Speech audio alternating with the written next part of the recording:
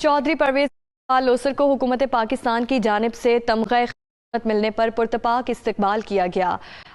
गांव पहुंचने पर फूल निछावर किए गए और ढोल की थाप पर नौजवान भंगड़े डालते रहे। मजीद तफसीलात बताएंगे कमर फारूक अपनी रिपोर्ट में।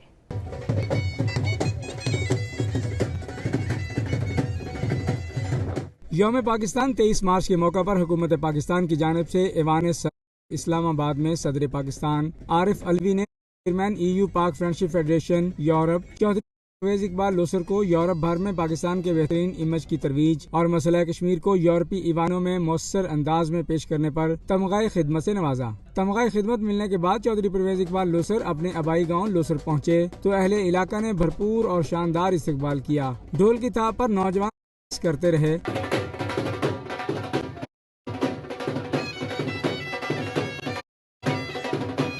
बुजुर्ग, नौजवान, खवातीन और मर्द ने गले लगाकर मुबारकबाद दी और अपने गांव का फख्र करार दिया। साबिक MPA चौधरी खालिद असगर घराल, चौधरी नदीम असगर कायरा और चौधरी नदीम रजा कोटला मुबारकबाद देने चौधरी परवेज इकबाल लोसर के घर पहुंचे। इस मौका पर उन्होंने कहा कि चौधरी परवेज इकबाल पाकिस्तान के लिए दी गई खिदमत को पेश करते हैं।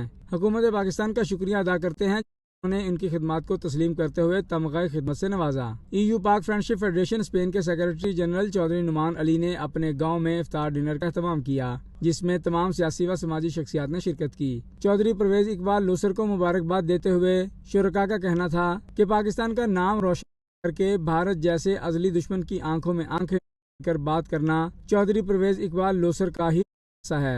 उन्होंने अहले इलाका का फख्र से सरबुलंद किया है। चौधरी परवेज इकबाल लोसर ने कहा कि ये अवार्ड उनका नहीं बल्कि हर उस पाकिस्तानी का है जो पाकिस्तान की इज्जत और नामूस के लिए काम करता है। चौधरी परवेज इकबाल लोसर ने कहा कि वो इज्जत अफजाई पर तमाम मोहब्बत करने वालों और पाकिस्तान के नाम को बुलंदियों पर पहुंचाने वालों को सलाम पेश करते हैं।